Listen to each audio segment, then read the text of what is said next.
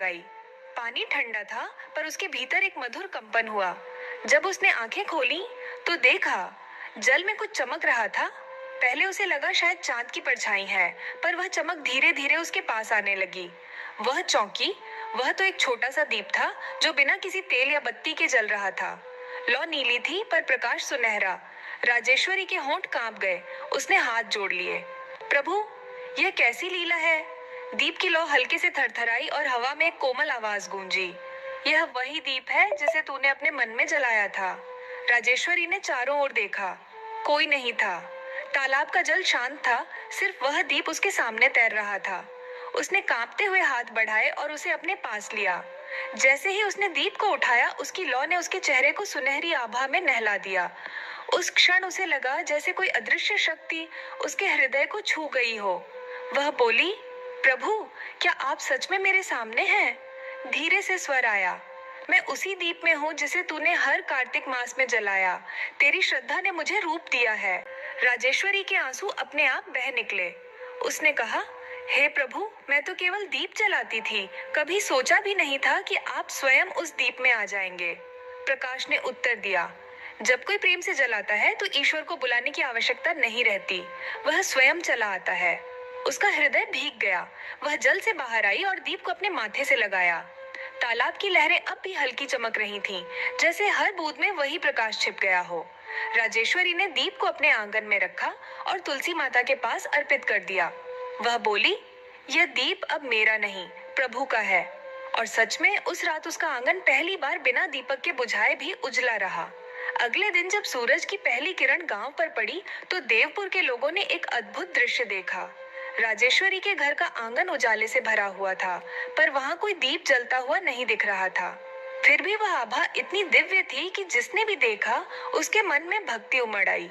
गांव की महिलाएं बोली, क्या आज देवी ने कोई नया दीप जलाया है? पुरुषों ने कहा, ये तो भगवान की ही लीला लगती है। सब राजेश्वरी के घर पहुंचे। वह तुलसी माता के पास बैठी थी, हाथ जोड़कर ध्यान मग्न थी। तुलसी के पास रखा वही दिव्य दीप अब भी जल रहा था, जिसे उसने पिछली रात तालाब से पाया था। लौ अब पहले से और स्थिर थी और उससे हल्की हल्की सुनहरी किरणें निकलकर पूरा आंगन आलोकित कर रही थीं। गांव के पंडित जी आगे बढ़े, दीप को ध्यान से देखा और बोले, ये साधारण दीप नहीं है, इसमें साक्षात श्री हरि विष्णु का तेज समाया है। जिस घर में ऐसा दीप जले, वहां दरिद्रता और अंधकार कभी प्रवेश नहीं कर सकते। राजेश्वरी ने नम्र स्वर में कहा, पंडित जी, यह दीप मैंने नहीं बनाया, यह तो मुझे कार्तिक स्नान के जल में मिला था। और जब मैंने इसे छुआ तो एक आवाज आई, यह वही दीप है जिसे तूने अपने मन में जलाया। ये सुनते ही सबके हृदय में श्रद्धा उमड़ आई। गांव के बुजुर्ग बोले, हे देवी, अब यह दीप पूरे गांव के लिए शुभ है, हम सब इसके दर्शन करेंगे। राजेश्वरी मुस्कुराई और बोली, हाँ, यह दीप अब मेरा नहीं, सबका है। उस दिन से एक परंपरा शुरू हुई।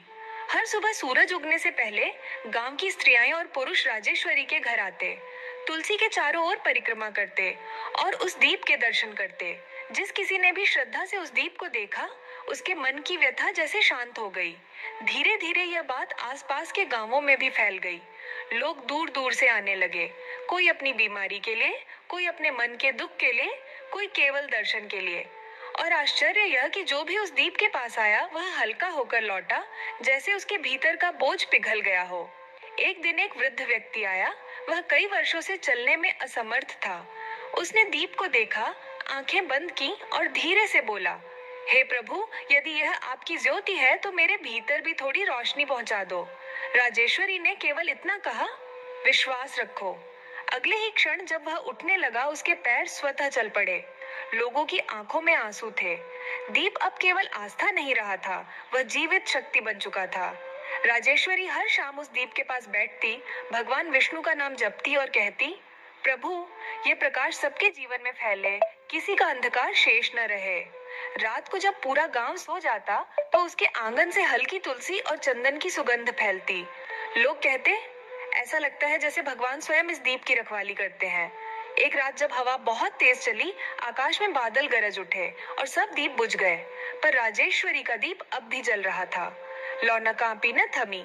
उस क्षण किसी ने जैसे आकाश से कहा, जो भक्ति में स्थिर होता है उसका दीप सदा अमर रहता है। अगली सुबह राजेश्वरी ने देखा दीप के चारों ओर छोटी छोटी तुलसी की बेलें उगाई थीं और उन पर ओस की बूंदें हीरे की तरह चमक रही थीं। उसने हाथ जोड़कर कहा, हे श्री हरि, यह तो आपकी कृपा का प्रतीक है। और तभी हवा में वही कोमल आवाज आई, राजेश्वरी, तूने जो दीप जलाया, अब वह केवल तेरे घर का नहीं रहा, इसका प्रकाश पूरे गांव को देगा और जो इसे देखेगा उसके जीवन से अंधकार हमेशा के लिए मिट जाएगा। राजेश्वरी की आंखों में आंसू थे पर उसके होंठों पर मुस्कान थी। उसने दीप को माथे से लगाया और बोली, प्रभु, यह दीप नहीं, आपका ही रूप है। वह दिन कार्तिक मास की अमावस्या थी। पूरा गांव एक साथ दीप जलाकर तालाब के चारों ओर खड़ा था। हर दीप की लौ जैसे उसी एक दिव्य दीप से जुड़ गई थी। आकाश में सुनहरी आभा फैल गई और गांव के लोगों ने कहा, आज देवपुर सच में देवभूमि बन गया। उस रात आकाश में बादल छूट गए और पूर्णिमा का चांद ठीक उस दीप की लौ के ऊपर ठहर गया। लोगों ने देखा दीप की लौ और चांद की चमक एक होकर जल रही है। राजेश्वरी ने दोनों हाथ जोड़कर कहा, धन्य है यह कार्तिक मास, धन्य है यह दीप जो भगवान का प्रतीक बन गया। और तभी हवा में भगवान विष्णु का मधुर स्वर गूंजा, राजेश्वरी, अब यह दीप अमृत ज्योति कहलाएगा। जब भी कोई इसे स्मरण करेगा मैं स्वयं उसकी रक्षा करूंगा। धीरे धीरे समय बीतने लगा। राजेश्वरी के घर के उस अमृत ज्योति दीप की चर्चा अब दूर दूर तक फैल चुकी थी। लोग कहते थे, वह दीप केवल प्रकाश नहीं देता, वह मन के अंधकार को मिटा देता है। दिन हो या रात कोई ना कोई उस दीप के दर्शन के लिए आता रहता। कभी कोई रुग्ण व्यक्ति, कभी कोई दुखी माता, कभी कोई साधक, और हर कोई कुछ न कुछ बदल कर लौटता। राजेश्वरी अब वृद्ध हो चली थी। बाल सफेद हो गए थे, चेहरे पर झुर्रियां थीं, पर आंखों की चमक पहले जैसी थी, भक्ति की, विश्वास की और प्रेम की। वह हर दिन प्रातःकाल तुलसी माता को प्रणाम करती, फिर उसी दीप के सामने बैठ जाती और कहती, हे प्रभु, यह लौ जब तक जले तब तक मेरी सांसें भी चलती रहे। एक दिन कार्तिक मास की अंतिम पूर्णिमा आई। गांव में दीपोत्सव का माहौल था। हर घर सजा हुआ था। हर आंगन में तुलसी के चारों ओर दीपों की कतार थी। गांव के लोग राजेश्वरी के घर पहुंचे क्योंकि सब जानते थे कि इस रात कुछ दिव्य घटने वाला है। उसने धीरे से अमृत ज्योति दीप को उठाया और गांव के तालाब के पास चली गई। तालाब के चारों ओर हजारों दीप जल रहे थे, पर जब उसने अपना दीप जलाया तो बाकी सब दीप जैसे उसकी लौ से मिल गए। पूरा तालाब सुनहरी रोशनी से जगमगाने लगा। लोगों की सांसें थम गईं, क्योंकि उसी क्षण आकाश में बादल हटे और एक प्रकाशमय आकृति उतरने लगी। वह थे भगवान विष्णु, चार भुजाओं वाले, कमल की आभा से दमकते हुए। उनके साथ माता लक्ष्मी भी थी, हाथों में कमल लिए मुस्कुराती हुई।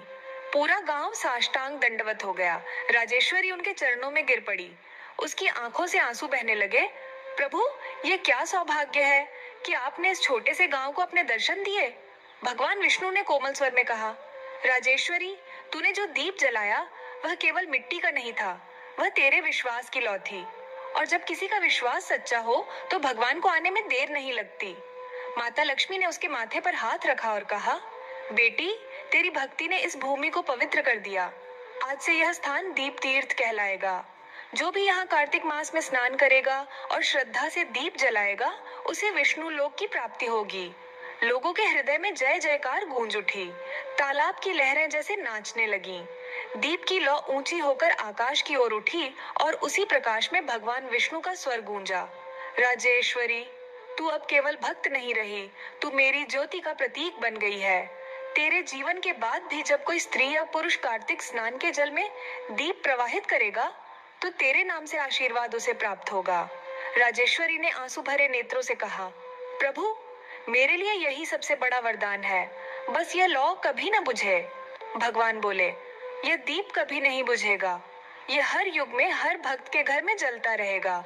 जब भी कोई कार्तिक स्नान करेगा उसके जल में यह ज्योति स्वतः प्रकट होगी। इतना कहकर भगवान विष्णु और माता लक्ष्मी प्रकाश के रूप में उसी दीप में समा गए और वह दीप अब एक साधारण लौ नहीं रहा, वह तेजस्वी बन गया, जैसे उसमें सूर्य और चांद दोनों एक साथ चमक रहे हों। लोगों ने तालाब के चारों ओर हजारों दीप जलाए और पूरे गांव में एक ही स्वर गूंज उठा, जय श्री विष्णु, जय अमृत ज्योति। राजेश्वरी शांत खड़ी थी, उसके चेहरे पर अद्भुत आभा थी। उसने कहा, अब यह दीप मेरी नहीं, हर श्रद्धालु की आस्था का दीप है। धीरे धीरे आकाश में सुनहरी रेखा उठी और वह दीप उसकी आत्मा के साथ ऊपर चला गया। वह रात देवपुर के इतिहास की सबसे उजली रात थी, जहां एक दीप जलकर अमर हो गया। प्रिय श्रद्धालुओं, यही थी पहली कथा, वह दीप जो कार्तिक स्नान के जल में प्रकट हुआ। यह कथा हमें सिखाती है कि जब भक्ति सच्ची हो तो भगवान स्वयं जल बनकर, दीप बनकर और आशीर्वाद बनकर हमारे जीवन में उतर आते हैं।